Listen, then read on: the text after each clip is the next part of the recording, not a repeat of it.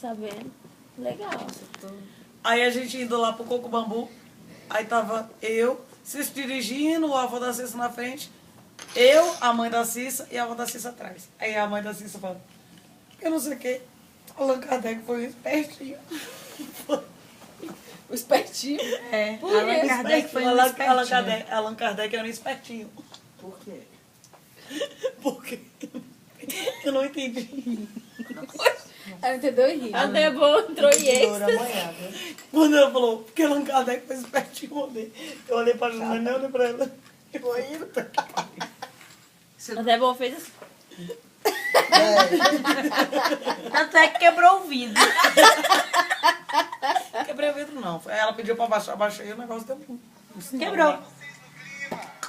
Ela pediu pra baixar o vidro, abaixei, só que o motor lá do vidro... Allan a Kardec máquina virou um do vidro quebrado? Esse do ponto? Não, do